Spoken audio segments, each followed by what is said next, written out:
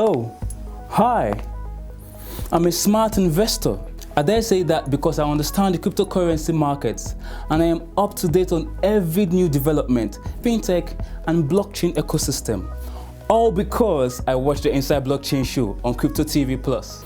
Every Monday morning, Crypto TV Plus brings you news headlines of top stories, interview with an expert, and give you detailed market analysis to enable you make the right business moves. Now you too can become a smart investor if you don't miss it. The Inside Blockchain Show, only on Crypto TV Plus.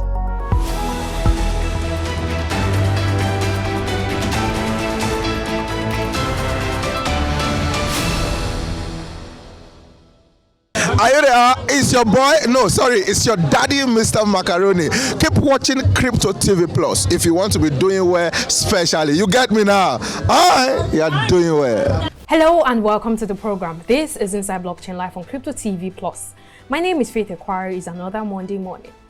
Top headlines. Aave developers set to receive $16.3 million. Blockchain community powers weather forecast. NFT music gains attention of huge music brand.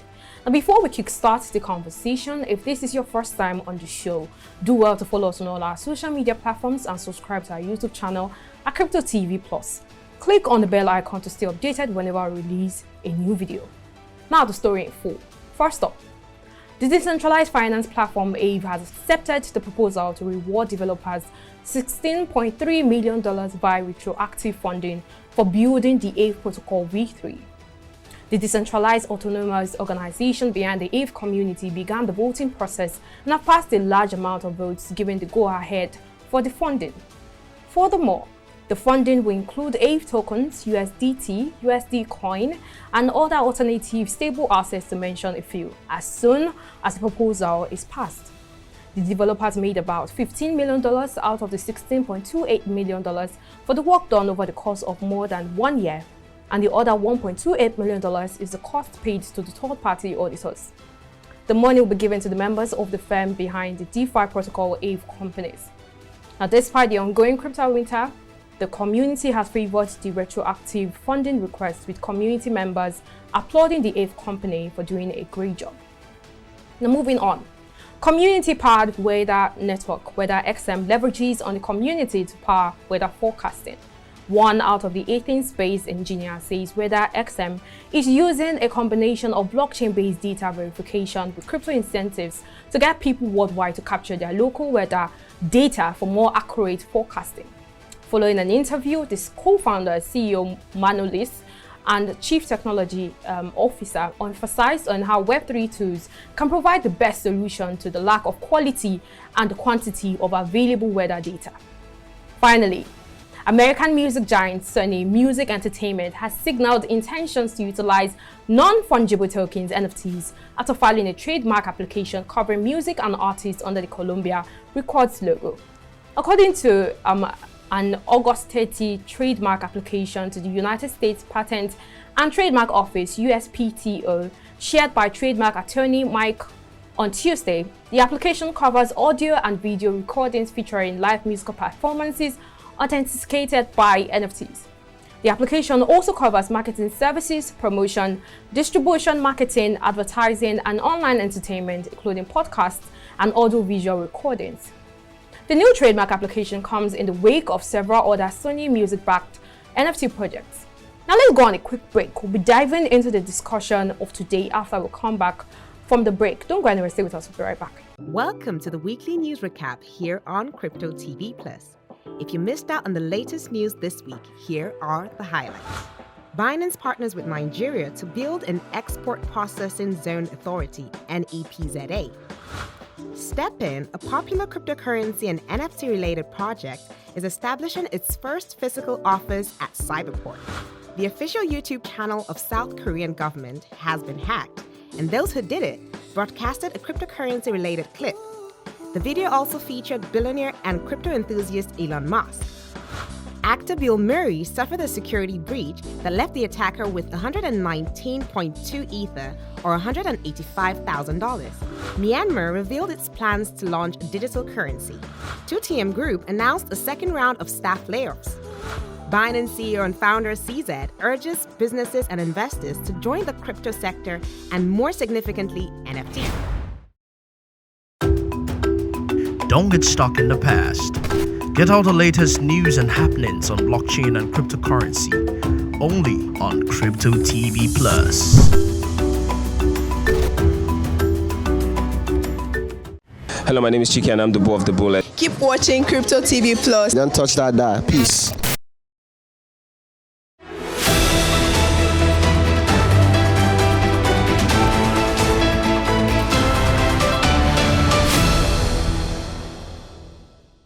Welcome back, everyone tuning in from around the world. I am Faith Ekwari, and this is Inside Blockchain. The internet has created a global village where people from all over the world can congregate, create, and grow in dynamic ways. In retrospect, the core focus of building communities in traditional financial and social system is to promote products and services to users. Community is imperative to a system success. In the blockchain ecosystem, there is no different. Sometimes, the community itself is the product. Communities are focused on empowering, increasing participation, and giving ownership back to the users. To reiterate, building and managing a strong community is vital to the success of any blockchain project, whatever the niche it operates, or even if it's a layer one. Now, with the recent growth in the blockchain market propelled mostly by the community-driven project narrative, especially with NFTs, isn't there a need to go back to the drawing board and redefine just how much a community is important in defining the success of a project or a firm? Now, in today's episode, we're going to be discussing extensively about building a strong and sustainable community and how to start a career as a community manager in the blockchain industry. Now, joining me in the conversation is beautiful community manager at Crypto Hills and customer success manager at Muna. She is Prosper Ayeri. Did I get that right?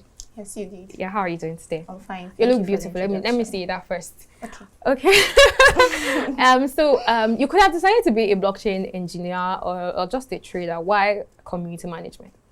Well, for me, the community was a place I began. So when I got into the community in the first place, I felt like it was home for me. There was so much, it was really accommodating, and there was room for expression. Yeah. So basically, I found a niche in it because I really wanted to remain there, be able to welcome people, be able to also express the same kind of emotion that I received when I joined the community. Amazing. So did you start off as a customer service success manager, or you started off as a community manager? I started off as a community manager. Then you dived into other areas. Yeah. Amazing. So when we talk about building or managing the community in the blockchain industry, what does that mean?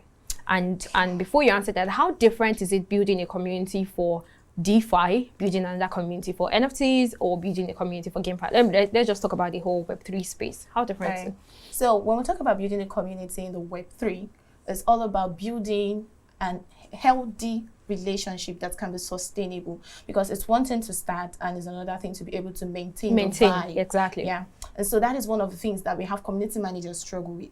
But basically we'll say the Web3 environment is here because we want some sort of inclusiveness, which is something that the Web2 did not really offer. Yes. Yeah. So to create a community in the Web3 is to create a platform where we can have healthy relationships existing between both the consumers or the users of the project and the project itself. So we always need somebody. There is need for someone to stand as an intermediate, which is the community manager. So how different is it, building for DeFi, NFTs, and? Well, basically, it's almost the same thing.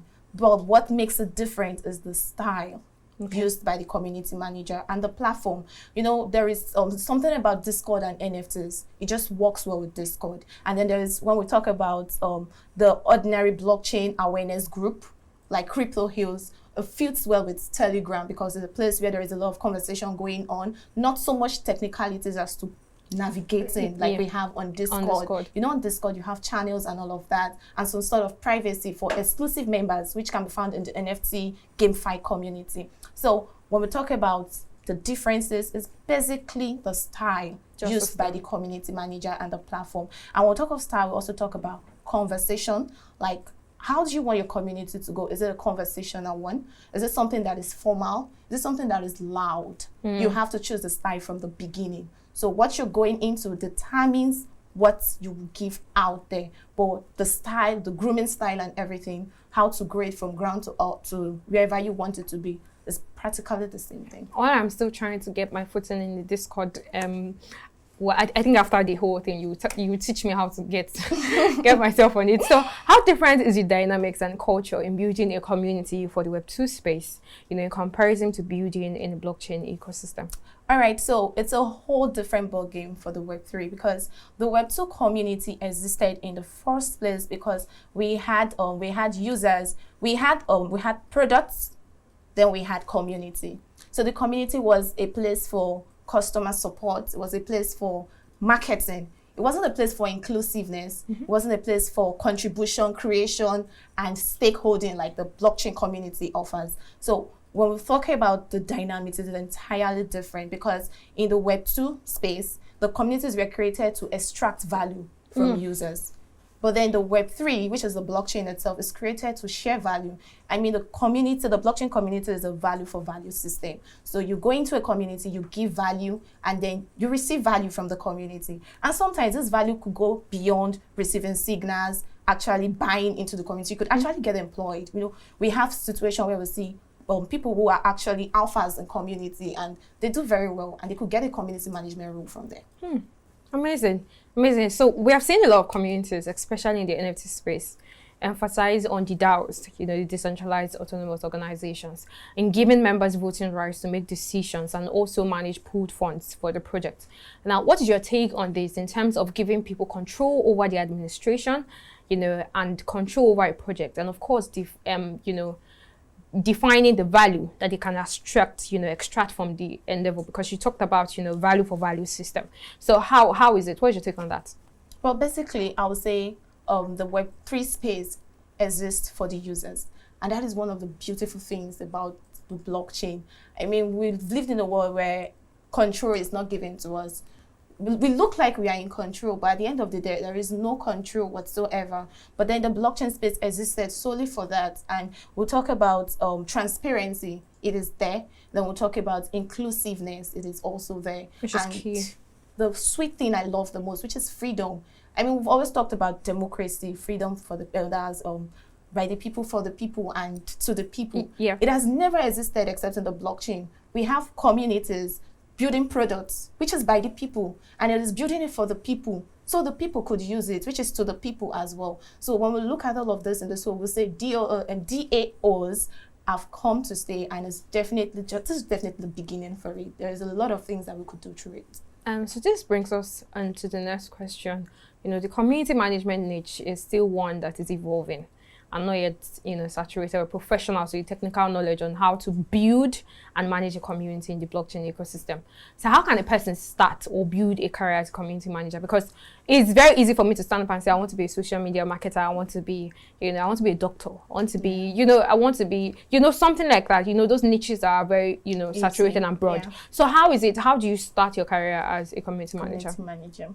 Okay, so first of all, you need to belong to a community. Okay. Yeah. So it starts off from the community. It starts from the community. And not just belonging to a community, but actually being a part of it. It's one thing to actually be in something and actually feel like you belong there. So you need to also feel integrated into the system. You come into a community, get busy. I mean, nobody's going to notice you if you don't try to do things that will get you noticed. There's a difference between trying to be noticed, trying to chase clouds and all of that. No, but try to do something, engage in activities and programs. They have something, share links, let them see your activeness. That is how to get started. That doesn't mean that platform would employ you, but that is basically how to get started. So once you do that, the next thing you want to do is learn as much as you can about the blockchain. I know the blockchain is wide, it's really wide. I feel even as an expert, you can't know all you need to know. There is so many things come up every day, and you just want to ensure that you are grounded in all of it. But what matters for a newbie in the space is to learn about the blockchain and build a niche from it. So do you really like NFTs more than other areas? You could think of, okay, I would like to be an NFT community manager. So you want to learn as much as you can about NFT. That's for instance. And then another thing is community managers have some skills that they need to learn. We talk about planning. We talk about organizing. We talk about, what else? There's so many other things. We talk about directing and moderating itself. So moderating goes beyond typing. You also need to have effective communication skills. You know how to, it's always a problem communicating with humans because community management is basically human management. So you need to understand the human dynamics. You need to understand mood. You need to take care of your emotions before you translate it to the platform and then disrupt the entire process. So once you learn those skills, the good thing is that to gain mastery, there are some courses you can take. You can take up courses on organization to understand how to organize things. You can take up courses on moderating. Probably you can take up some courses on good communication. And all of these are available on Udemy. You can get some on Coursera and all of that. Yes. So, but then there is also the part where we talk about, save the best for the last. We'll talk about, what they call it, community management in itself. A lot of programs are coming up now trying to train community managers. So we'll have one currently going on, which is Ecolance. I'm a proud participant of that because I have learned so much about community management in the past few weeks. So we'll talk about that.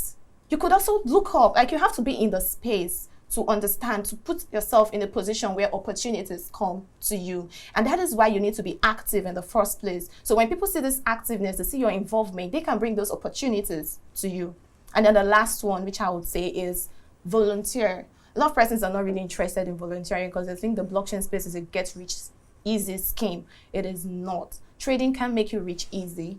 Investment may not, because it just happens. But then volunteer your service. Do something for humanity.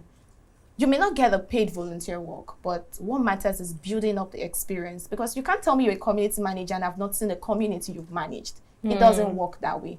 So to get started, you need to learn as much as you can, and you also need a platform where you can showcase what you've learned. And the safest place to start is through volunteer, because you can make errors and you won't get penalized. Sorry. Like she said, you can't tell me you're a community manager without me being able to see the community you have managed. Now we've talked about, community management, how she started off or how to start off as a community manager. We're going to be discussing more just after the break. Don't go anywhere, stay with us, we'll be right back. With the Other Deed NFT sitting on the #1 spot on OpenSea at the time of this video, the Other Side Metaverse has become my next top metaverse to explore. So guys, let's go. The Other Side Metaverse is a gamified metaverse that blends mechanics for massively multiplayer online role-playing games and Web3 enabled virtual worlds. Think of it as a meta RPG where the players own the world, your NFTs can become playable characters, and thousands can play together in real time. Don't get stuck in the past. Get all the latest news and happenings on blockchain and cryptocurrency only on Crypto TV Plus. Hello, my name is Chiki and I'm the Bull of the Bullet. Keep watching Crypto TV Plus. Don't touch that dial. Peace.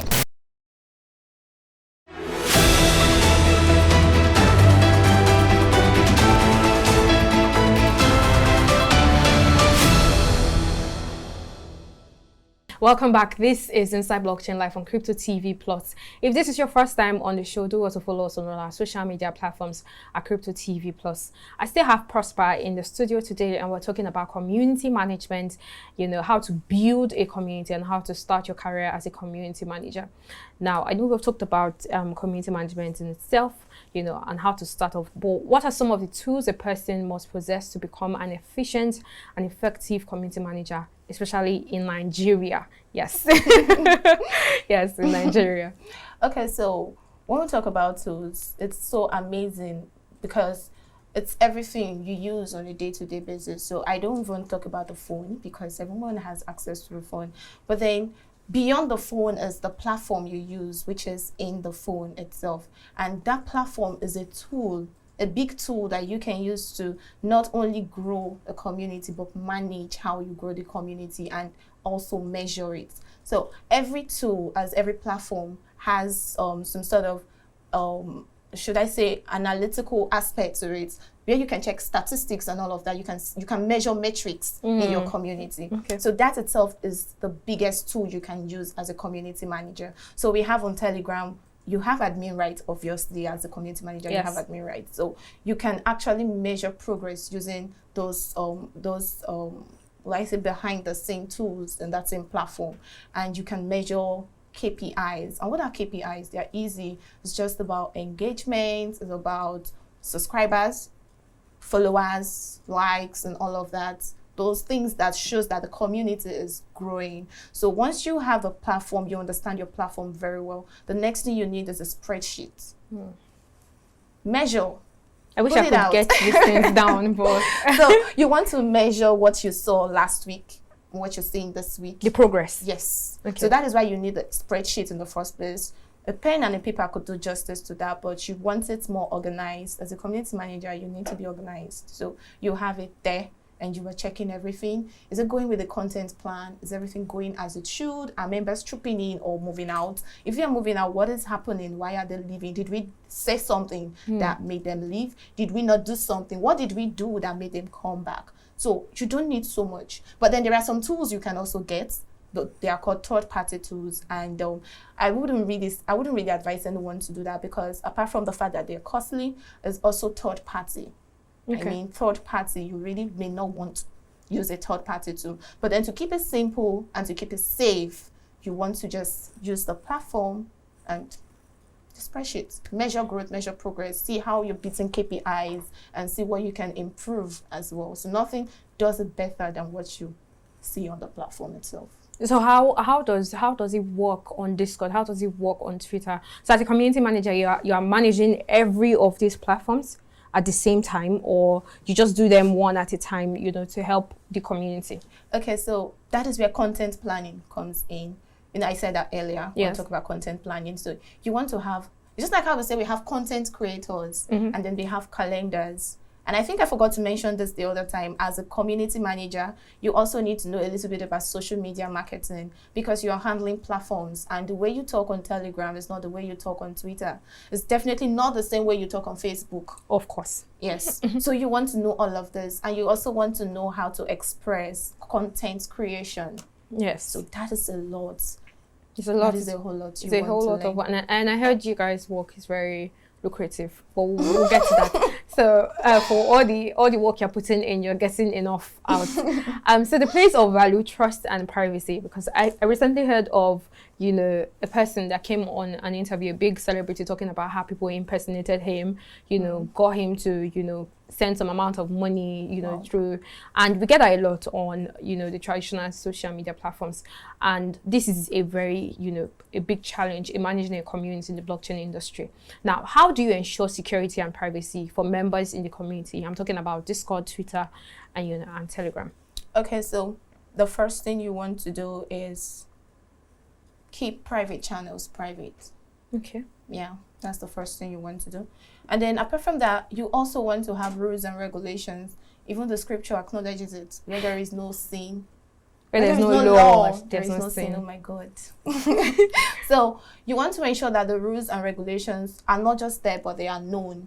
Then we have some bots in communities, especially on Telegram. You see those bots, you probably put in external links, and then the bot gives you a warning. You could have it like 3 times, and then you are banned from the group. All of this is put in place because of security, because it's going to be a very tragic thing if you belong to a community and you feel safe, you feel like this is home for you, and then you see a link. Because you feel safe, you definitely want to click on it, and then you click on the wrong link. It sends a message to you that this is no longer a safe environment. So the community manager wants to ensure that the rules and regulations are being followed as strictly as possible. And also, as a community manager, you want to, I don't know if you've seen this, when you join communities, you see something like, I won't DM you first. Yes. That yes. happens a lot. Those are not just fancy words that people like to say. It is there because we'd like you to know that no matter what happens, I won't come into your DM to tell you, do this.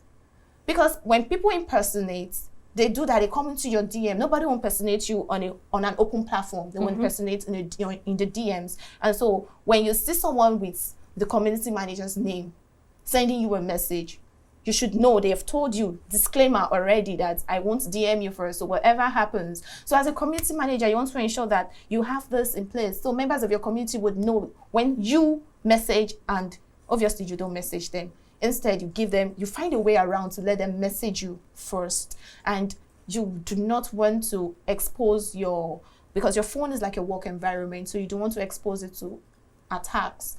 You know, clicking on wrong links. You know, you have the password to these channels, you have the password to these platforms, and so you want to ensure that you keep this as private as possible. Yeah, and you don't want to click on links that could actually, that could make those platforms vulnerable to its users. So it has to do with you, how you manage it yourself, and also making them understand that this doesn't happen here. Amazing. Yeah. Amazing. So have there been any time that you had like your community, you know, infiltrated by scammers or, you know, people that are like not community members? Well, apart from all those people that like to put external links and all of that, no. No. Yes. Amazing. So you have been doing a great job as a community manager. We have seen the roles and, you know, content creation plays. You said it earlier, yes, it does. You know, in the traditional social media platforms. How does content creation play out in building and managing a sustainable community? Okay, so, you know, content creation goes beyond writing. Content creation has to do with creativity as well. So a community manager, you want to find ways to design. You know, when we talk of community management, it comes in 3 different phases. We have the design, we have the operations, and we have the management. Okay. So the design and the design are the ones who try to do the whole back work, find creative ideas. Nobody wants to be in a boring place. And the blockchain space is competitive. We have a lot of communities doing what you're not doing, giving what you're not giving. And in the first place, it's a value for value system. So when there is no value coming out, you want to check elsewhere. So that is where content creation basically comes in. Spark up your creativity. Think outside of the box. Experiment. If it works, incorporate it. And if it doesn't work, don't. And content creation as well. You probably have a broadcast to give. How are you giving out the message? Is it enticing enough? If you're not a community manager and you are just a member of the group, if you see what you had written, would you want to click? Would you want to attend? Would you want to be a part of it? So you put yourself in the shoes of the members. That is empathy. You put yourself in their shoes and you find you can be able to give. Exactly. Yeah. You guys can coexist together because you give them what they want. You speak their language because you've been able to know them, which is know your community, like KYC, know your customer. Amazing. You must be able to know your users. You must be able to know your community members, be able to empathize with them, know what they like, know what they don't like, you know, and then you can be able to build a strong community.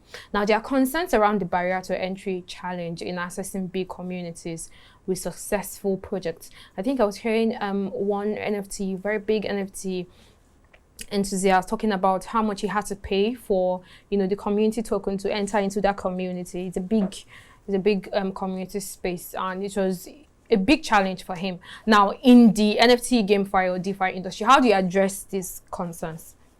Okay, so, well, I would say, I don't know what the project wants to do in the first place, but then one good thing about the whole space is the fact that if one place doesn't fit you, somewhere else will fit you. You don't need to try as much as you can to fit into a community that you have to hold so big to be a member. I mean, there are so many other communities that would be beneficial as well, and you can belong there. Because the reason why we have these communities in the first place is to create a common ground for everyone. And so when you have a community where there is some sort of biases as to how you get in and how you don't get in, it's not really something cool from my own end. But then I feel like one shouldn't get so worked up on it. You can join somewhere else where you feel accepted, and you can, once accepted, you can express yourself, something like that. We're talking about community, you know, being a community manager. Let's go on another break. When we come back, we'll be wrapping up today's episode. Don't go anywhere. Hey guys, welcome into the metaverse on Crypto TV Plus. In today's video, we're going to be taking a portal into the Decentraland metaverse. So get ready and follow me. Decentraland happens to be one of the most popular virtual and blockchain-based game of recent. Founded in 2015, Decentraland describes itself as a decentralized virtual reality platform powered by the Ethereum blockchain. It's a platform that allows its users to be solely in control of the content creation and user experience of the application. Don't get stuck in the past.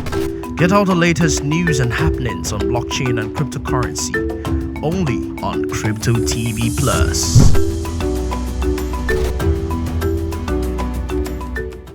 Hello, my name is Chiki and I'm the boy of the bullet. Keep watching Crypto TV Plus. Don't touch that dial. Peace.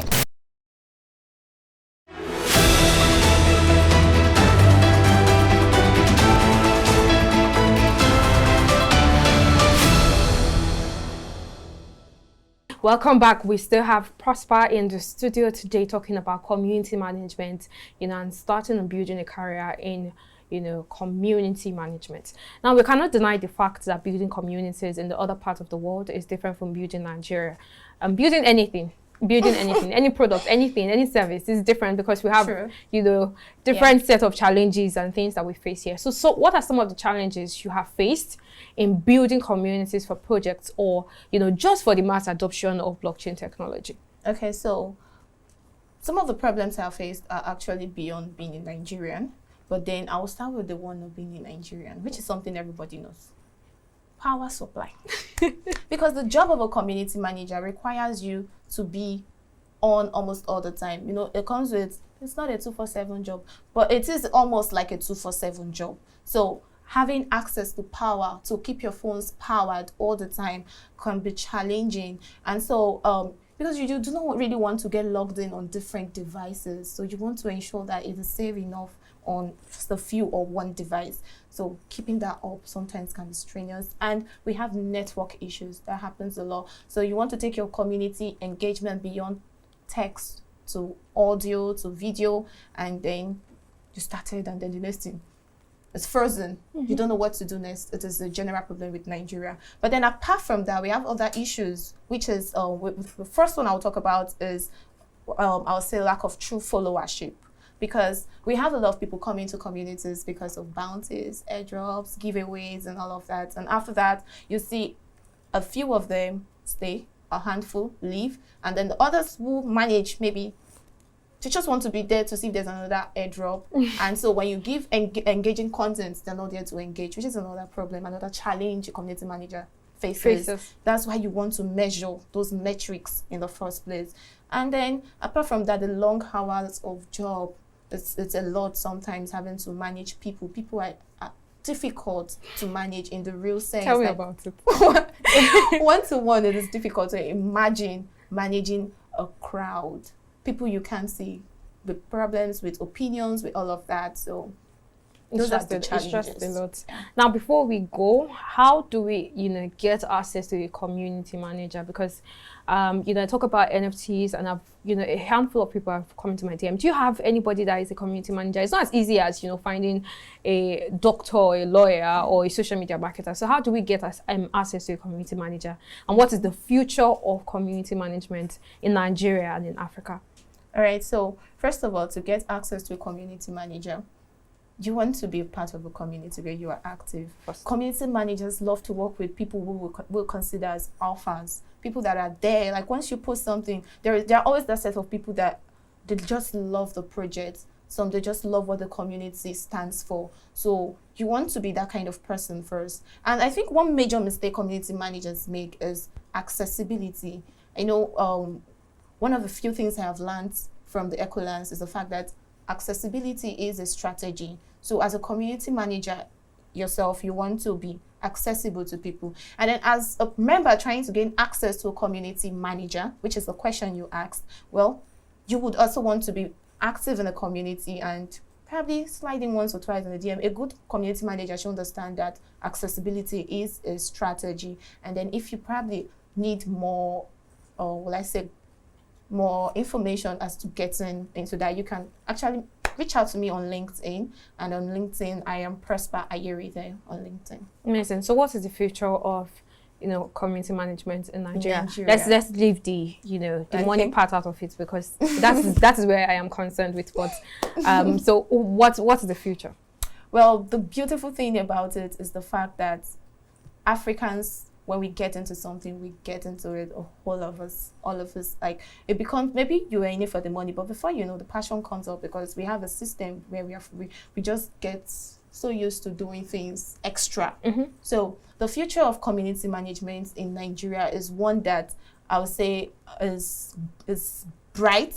Beyond just being bright, it's going to be very colorful, because it's a non-tech aspect. We have a lot of Nigerians trying to go into programming and all of that, which is amazing, which is beautiful. But then we also have, not everyone would want to learn programming. Not everyone can learn it. So the non-techie part, which is the community management, amongst others, is one that I see a lot of persons trooping into it. But what really matters, what would stand Africans out of the whole thing, is the fact that when we try to do something, we do it well. We go for expertise, we go for experience, we go for all of that.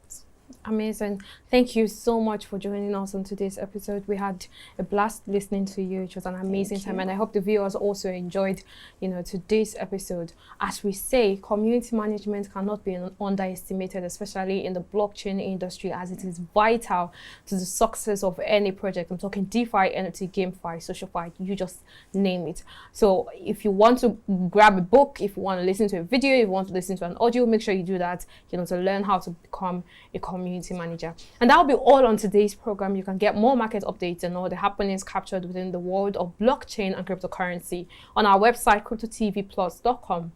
Now follow us on all our social media platforms at CryptoTV Plus to get daily info on all our programs. Thank you for staying with us. I am Faith Ekwari. I had Prosper Ayere in the studio today. I'll see you next week. Bye.